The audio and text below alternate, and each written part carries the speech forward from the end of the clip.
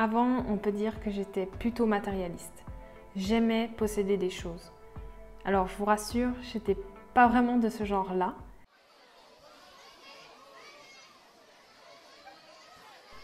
Mais j'aimais quand même dépenser mon argent dans des objets matériels. Quand j'étais petite, j'avais beaucoup de collections, j'avais des timbres, j'avais collection de chats aussi, d'objets qui représentaient des chats. J'en ai eu beaucoup pendant des années. J'ai eu des timbres, des pièces de monnaie, des billets de banque, enfin toutes sortes quoi. J'aimais aussi aller dans les librairies et je ressortais souvent avec 4 ou 5 bouquins et dont la plupart que je ne lisais pas parce que je n'avais pas le temps, j'avais jamais le temps ni l'envie de lire. J'aimais recevoir des objets physiques à Noël, aux anniversaires, parce que je me disais que c'était des objets qui pouvaient durer pour toujours. Mais ça, c'était avant. C'était avant de découvrir le minimalisme. Pour moi, le minimalisme, c'est avant tout un état d'esprit. L'idée d'être intentionnel avec notre vie, avec les choses qui nous entourent, que ce soit les personnes, les objets, tout ce qu'on fait avec notre temps. D'ailleurs, il y a une citation qui provient du film Fight Club, je crois, qui résume assez bien notre société de consommation à mes yeux. Cette citation c'est « Nous achetons des choses dont nous n'avons pas besoin avec de l'argent que nous n'avons pas pour impressionner des gens que nous n'aimons pas. » Mais le minimalisme, c'est aussi gagner du temps au quotidien.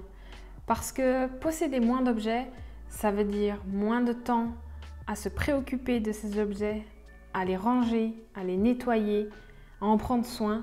Enfin bref, ça fait gagner pas mal de temps. Mais surtout, le minimalisme, c'est pouvoir se sentir libre.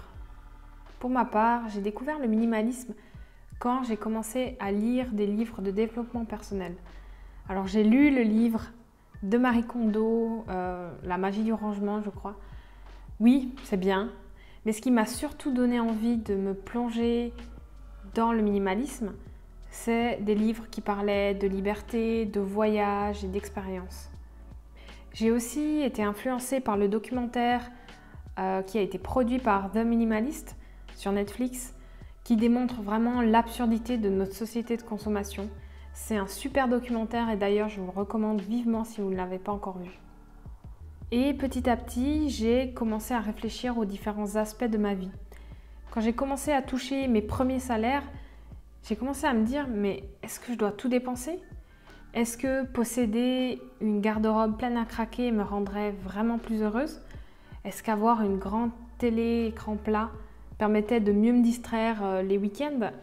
Est-ce que conserver tous les livres que j'avais dans ma bibliothèque et même ceux que je n'avais pas aimés, est-ce que ça me faisait vraiment me sentir bien?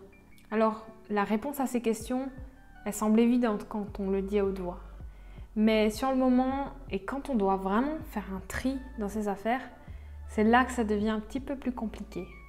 Depuis, j'ai lu une dizaine de livres sur le minimalisme et j'ai vraiment réfléchi à mes habitudes de consommation. Je suis beaucoup plus intentionnelle avec les objets que j'achète. Alors évidemment, je n'ai pas arrêté d'acheter, mais je fais vraiment l'effort de me demander est-ce que j'en ai vraiment besoin? Est-ce que ça va vraiment m'apporter de la joie, comme Marie Kondo aime bien nous le dire. En tout cas, une chose est sûre, c'est que j'achète moins et j'achète des objets de meilleure qualité. Je suis convaincue qu'on peut être heureux avec seulement l'essentiel, voire même plus heureux. Et désormais, je dépense beaucoup plus volontiers mon argent dans des expériences et des moments qui, je sais, vont rester dans ma mémoire pour toujours. Mais le minimalisme, pour moi, ne s'applique pas qu'aux objets matériels. Ça s'applique aussi au domaine du digital. Par exemple, sur mon ordinateur, je fais vraiment attention aux applications que j'utilise et je conserve que celles qui me sont réellement nécessaires au quotidien.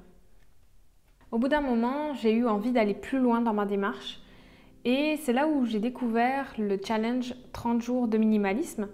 Alors c'est un défi qui consiste à se débarrasser d'un objet le premier jour, 2 objets le deuxième jour, 3 objets le troisième jour, etc. jusqu'à 30 jours où on se débarrasse de 30 objets. Alors au total, je ne me souviens plus du chiffre exact, mais on arrive à un petit peu moins de 500 objets dont on se débarrasserait si on arrivait au bout du challenge.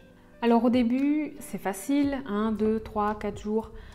Après, quand on arrive au bout du 20e jour, ça devient un petit peu plus compliqué de trouver 20 objets dans son appartement, ça devient plus difficile. D'ailleurs, j'ai pas réussi à faire ce challenge en 30 jours, malheureusement.